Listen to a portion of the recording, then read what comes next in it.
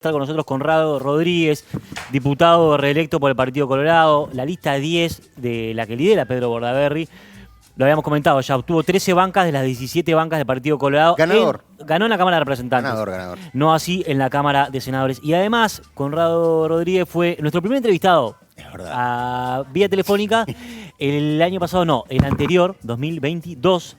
No, fue el año pasado. No fue no, 2023. 2023. No, 2022. No importa. Bueno, nuestro primer entrevistado. Cuando arrancó el ciclo de Se Arregla el Mundo en FM Hit, Sí. la primera llamada al aire que tuvimos fue la de Conrado Rodríguez. Y Sí. por eso va a quedar siempre en nuestros corazones. Eso, capaz que él no lo siente para. Él Sí, capaz no que a él tiene le tanto importa. aprecio, pero para nosotros Claro. es muy importante. ¿Cuál era el tema? ¿Cuál era el tema que estábamos hablando? no me acuerdo. Conrado, bienvenido. ¿Cómo estás? Bienvenido. Bueno, muchas gracias. ¿Cómo te va? Les di suerte, ¿no? Sí, Sin venimos duda, bien. Sin duda, bien. Vamos arriba. No me acuerdo cuál era el tema que hablábamos. No me acuerdo. Ah, yo me acuerdo. Creo que era seguridad social, porque vos estabas muy Ah, metido sí, en sí. ese tema. Mirá. Exacto. Estuve muy metido Pero ahí. la ley, no el Claro, plebiscito. claro. Sí, Se estaba la ley. discutiendo la ley. La ley del Claro, año pasado. porque estábamos justo... estábamos saliendo de esa Semana Santa donde hubo mucha discusión, donde hubo que convencer a gente de Cabildo Abierto que apoyara y todo lo demás. Y ahí tuvimos una negociación con, Claro. con el propio presidente Exacto. Me acuerdo. Exacto. en me esa acuerdo. semana. Bien. Bien. Bienvenido, Conrado. Bueno, muchas gracias. Bueno. Diputado reelecto. Y felicitaciones. aparte. Muchísimas gracias. Sí, tercer mandato. Tercer mandato. Que yo siempre digo, o he dicho en estos últimos días, ¿no? La verdad que es un honor, ¿no? Que la gente siga confiando. Obviamente también a través de un grupo político muy potente, porque la lista 10 es una marca, Sí. porque Pedro Bordaberry es una marca, pero la verdad muy contento, muy contento. Bien. ¿Cómo te tomaste esto de que Pedro Bordaberry no estuvo el año pasado en la legislatura, ahora se sumó un poco más tarde y bueno, finalmente ahora sí va a estar y es el que encabeza la lista 10 con sus senadores y sus diputados? Sí. A ver, yo me lo tomé muy bien porque creo que Pedro es un activo. Cuando él no estaba en el ruedo político, cuando nos entrevistaban, nos preguntaban por él. Todo el tiempo, ¿no? Siempre decíamos que era un activo del partido, que el partido lo precisaba, que tenía que volver. Lo decía una persona que no había militado con él. Yo no había estado en los grupos anteriores de él, de Vamos Claro. Uruguay. Pero siempre tuvo mi aprecio, siempre tuvimos excelente relación, mucho diálogo, e incluso cuando él era senador y yo era diputado, habíamos intercambiado sobre diferentes asuntos. Por suerte en estos años nos volvimos a encontrar, pudimos también intercambiar sobre visiones sobre el país y también sobre proyectos de ley, y creo que eso estuvo bueno. Nosotros teníamos la expectativa de que él regresara. Finalmente se dio después de la interna. Cada uno había tomado sus decisiones en la interna. Nosotros habíamos acompañado la precandidatura de Gabriel Gurméndez en la interna. Y bueno, y allí lo que se dio fue la mancomunión entre varios grupos apoyando digamos, el grupo de Pedro Bordaberry, que Pedro encabezara el Senado. Y ahí él tuvo, la verdad, un gesto de desprendimiento muy fuerte, porque él lo que nos dijo en ese momento es, a la interna fueron ustedes, por lo tanto las listas se arman según el resultado de la interna. Bien. ¿no? Y creo que eso estuvo muy bueno y Eso que nos es como permitió.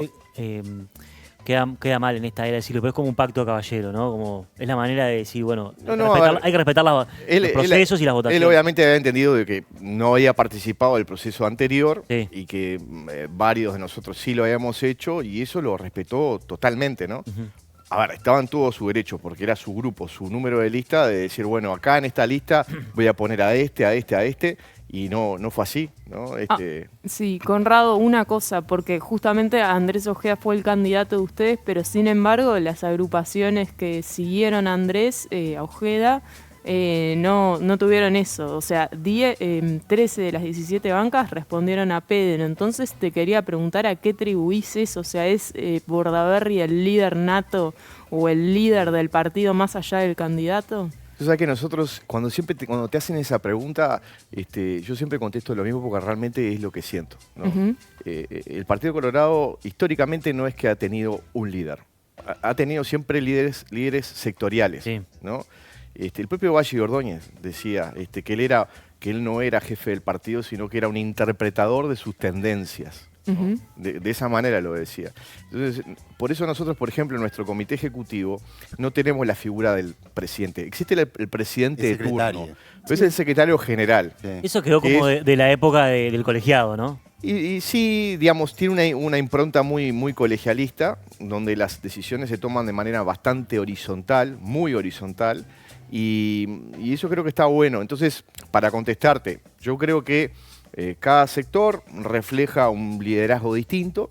Creo que fueron muy complementarios en la elección, porque Andrés, que es un hombre joven, que es hombre de nuestra generación, que tuvo una comunicación muy moderna, creo que Pedro y el grupo de Vamos Uruguay lo complementó muchísimo en lo que tiene que ver con las trayectorias, con las gestiones, ¿no? Con ideas, con propuestas. Yo creo que hubo una buena sinergia.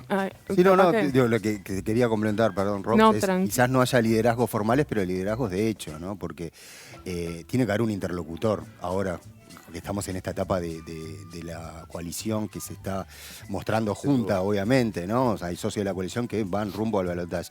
Y ahí, ¿quién es el interlocutor? Digo, y bueno, a ver, está apareciendo en la foto, es Ojeda, pero Bordaberry quizás tenga un poco más de línea directa con Delgado.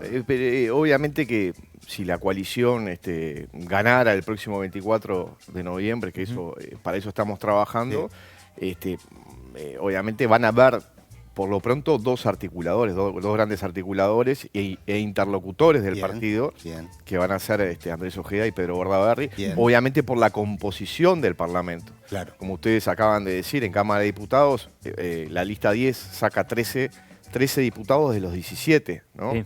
O sea, y obviamente en Cámara de Diputados es donde se van a dar la mayor cantidad de negociaciones, ¿no? Claro. Una vez que se logre una mayoría en la Cámara de Diputados, yo estoy confiado de que eso es posible. Lo hemos demostrado en muchas ocasiones, incluso en esta legislatura, que a veces no teníamos todos los votos de la coalición y tuvimos que negociar, y negociamos también con el Frente Amplio y logramos acuerdos. Por ejemplo, a mí me tocó presidir la comisión de la ley de financiamiento de partidos y negociamos primero con el Partido Independiente, luego con el Frente Amplio, llegamos a un preacuerdo, negociamos ahí con el Partido Nacional y con Cabildo Abierto y luego cerramos el acuerdo. Claro. Ahora, Conrado, a lo que iba es justamente que está más allá de que Andrés haya sido el candidato, ustedes tienen una bancada lo suficientemente fuerte como para que sus ideas sean las del Partido Colorado, porque van a tener nomás 4 diputados que responden a otras salas. Bueno, entonces, pero eso también corren con ventaja. Se va a dar, obviamente, mucho intercambio interno. A mí me tocó en esta legislatura estar en minoría, ¿no? Yo venía del sector ballistas del Partido Colorado, Ciudadanos había ganado y tenía la mayor cantidad de diputados, y les puedo asegurar que hubo mucho diálogo y hubo muchas de nuestras ideas que fueron plasmadas en proyectos de ley que terminaron siendo ley. Por tanto, eso es relativo. Por supuesto, te da un peso a la hora de, por ejemplo, de elegir las comisiones de trabajo, porque al tener la mayor cantidad de diputados, van a estar en mayor cantidad de comisiones en la Cámara de Representantes. Entonces, tenés una injerencia distinta al tener más gente. Eso es muy claro, ¿no? Bien. Quería preguntarte un poco por el panorama que queda establecido luego de las elecciones de octubre. ¿Cómo lo ves vos? ¿Quién te parece que es un ganador? Para muchos es el ganador, en realidad es el ciudadano, porque los partidos van a tener que acordar sí o sí para llegar a grandes proyectos.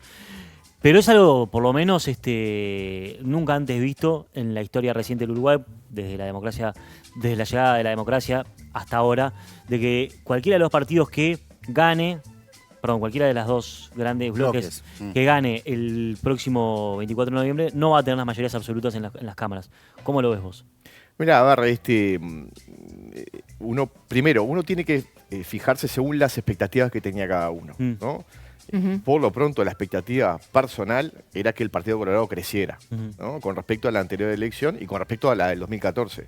Eso se logró, ¿no? El partido pasó de casi un 13% a más de un 16%.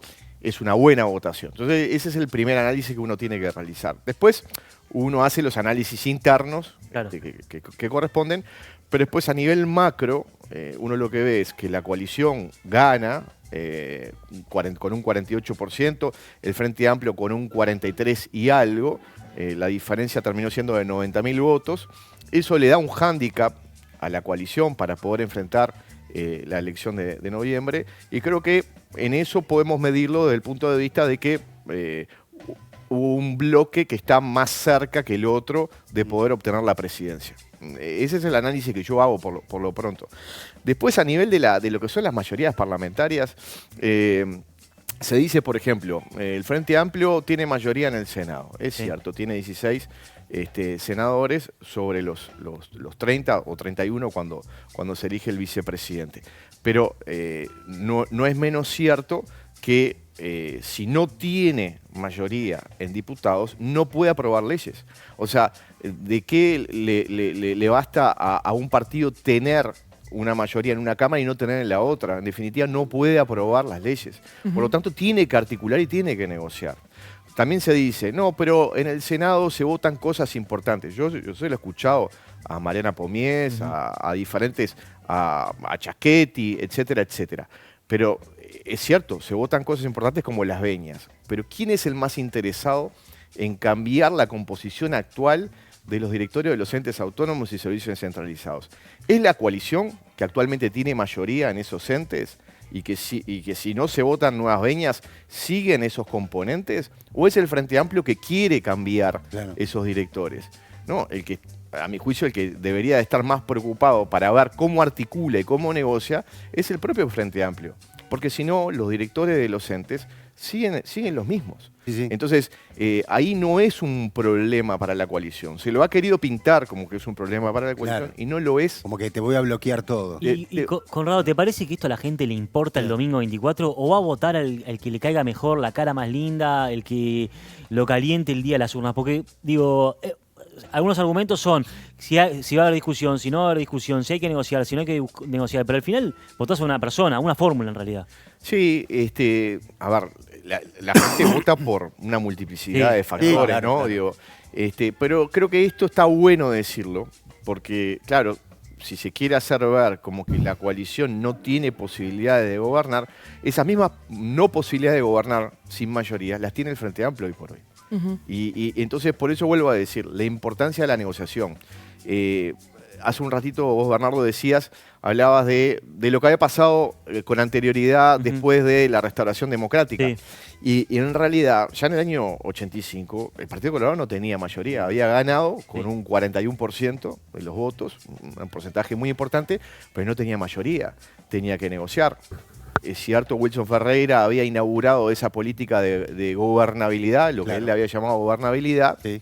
Se votaron muchas cosas con el Partido Nacional y se votaron muchas cosas con el Frente Amplio en aquel momento y con la Unión Cívica.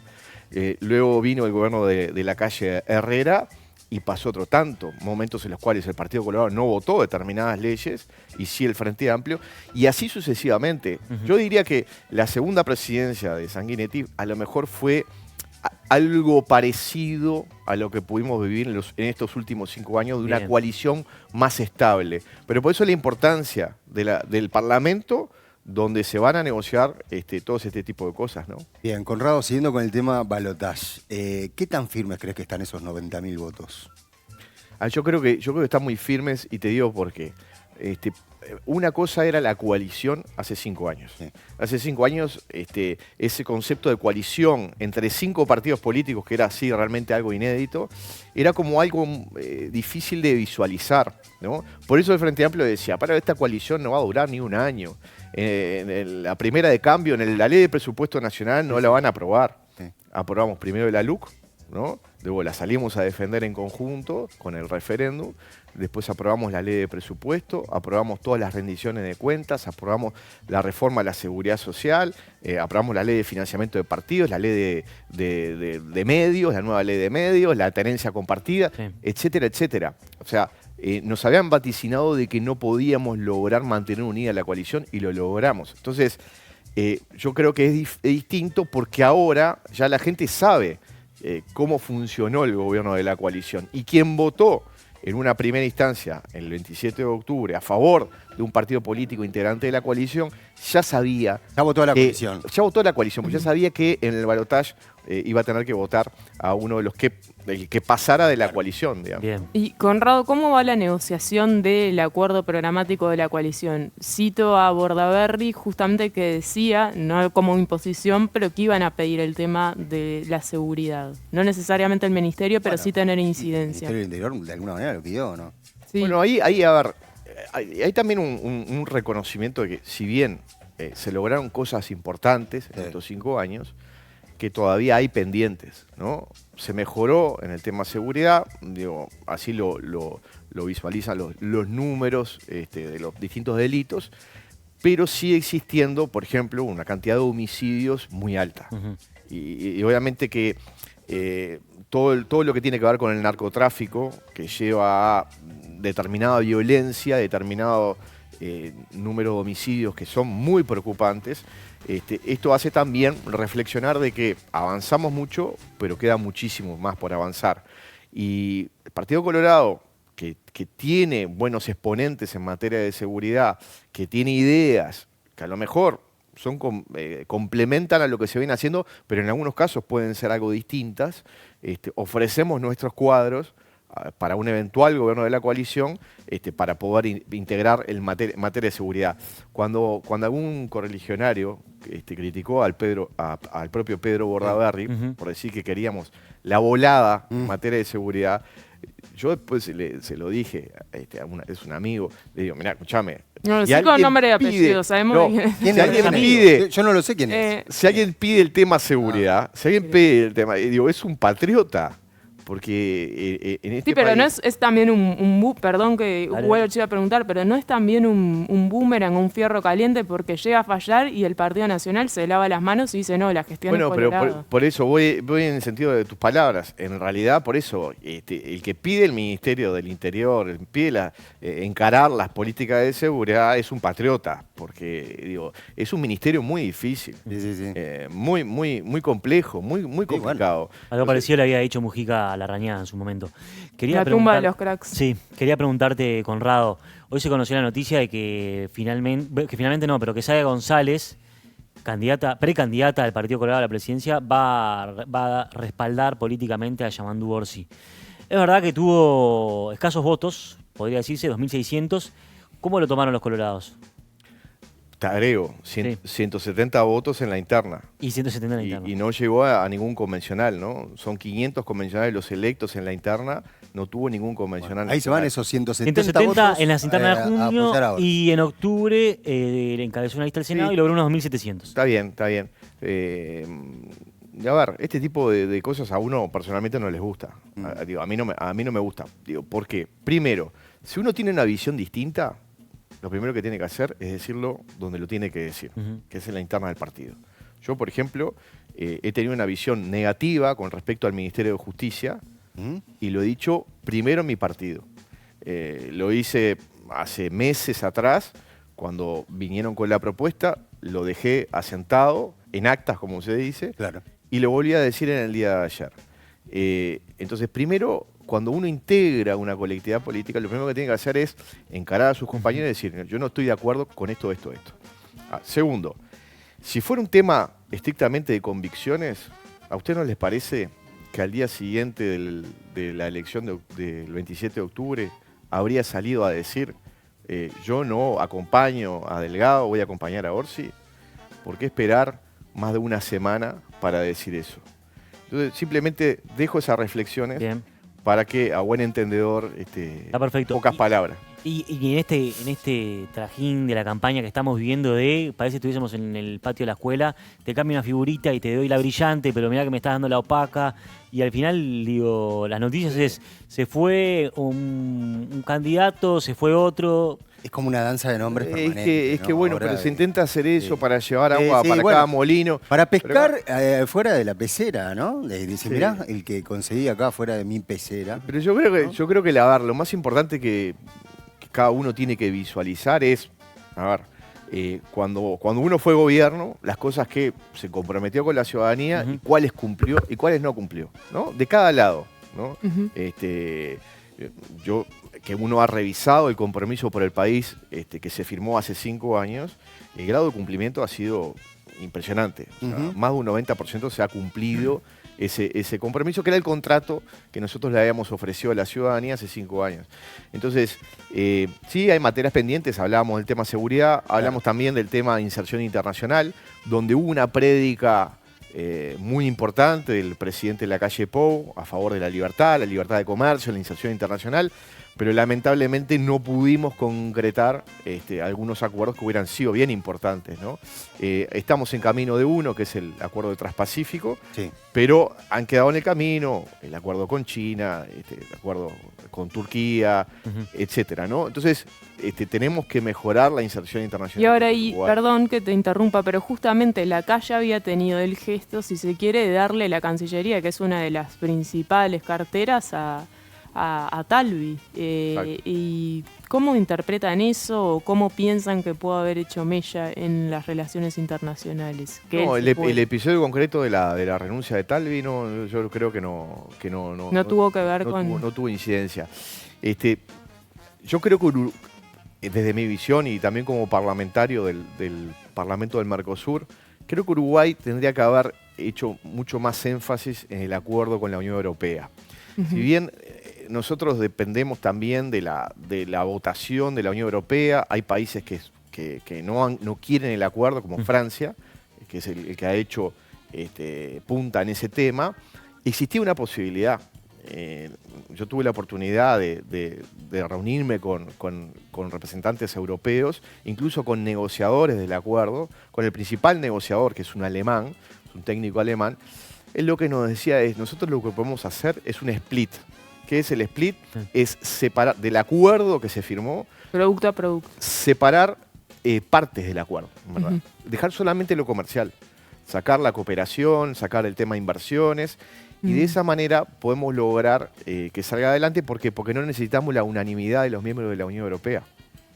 En cambio, con el acuerdo completo de libre comercio, sí, se necesita, y por eso está trancado. Yo creo que Uruguay tendría que haber hecho más énfasis en esa posibilidad. Bien, Conrado, se habló mucho en estos días del cogobierno, ¿no? Y vos que estuviste, que ha formado parte de este gobierno, de la coalición de este gobierno, quizás entiendas que, más allá de la polémica, ¿no? Del cogobierno, sí, o entre el Partido Nacional y el Partido Colorado, creo que, no sé si se interpretó mal, bueno, ahí una cosa más semántica. Aunque creo que también, Ojeda lo dijo en sentido de que sea un gobierno del Partido Nacional y el Partido Colorado. Despejando eso, ¿reclamás un mejor funcionamiento de la coalición si eventualmente es elegido Delgado? Sí, nosotros lo dijimos muchas veces, incluso desde el principio del gobierno, ¿no? Nos parecía que tenía que haber una mesa de los líderes de la coalición, una mesa permanente, donde se dirimieran cuestiones que tienen que ver con la coyuntura, pero que también se trazaran los grandes lineamientos de cara al futuro. O sea, como se habla, ¿no? Las luces largas y las luces cortas. Bueno, las luces largas hacia políticas de Estado que se pudieran de alguna manera definir en un ámbito y luego que bajaran a otros ámbitos para poder articularlos. Entonces, muchas veces nosotros nos encontrábamos en el Parlamento que teníamos que negociar proyecto a proyecto y a lo mejor no había alineamientos de los partidos. Entonces, por eso nosotros reclamamos esa mesa. Hemos hablado con Álvaro varias veces de ese tema. Álvaro está de acuerdo. Estoy convencido de que eso se va a establecer. Quizás tenga otro perfil no tan presidencialista como fue de la calle Pou. Y puede ser, las características de cada uno son distintas, ¿no? Sí. Y Álvaro es un tipo muy articulador. Tuvo que ocupar también ese rol desde la Secretaría de Presidencia, ¿no? Claro. Y creo que eso va a beneficiar al país en el sentido de que va a amalgamar de mejor manera a los partidos de la coalición y luego que eso se traduzca en distintas políticas, ¿no? Eso me parece importante. Conrado, justo hace pocas horas Manini Ríos declaró, y lo voy a citar textual, que si estamos en la oposición no veo el sentido de una coalición. ¿Vos crees que la coalición debe trabajar en bloque en el escenario, que ojalá para vos no sea, de ser oposición? Yo creo que sí. También, a ver, es cierto una cosa. Si bien nosotros estamos en una coalición, hubo algunos proyectos de ley que tuvimos visiones distintas, sí, claro. mismo adentro de la coalición, ¿no? Entonces, yo creo que los partidos no pueden perder sus esencias, ¿no? Sus perfiles, pero sí que tienen que intentar coordinar todo lo más que puedan, ¿no? Creo que eso es importante. La coalición, que fue fruto de un proceso histórico, digamos, fruto de que nos dimos cuenta que la manera de poder gobernar, porque digo esto es así, era tratar de unificar criterios y tratar de unirnos en aquellas cosas en las cuales todos creemos, ¿no?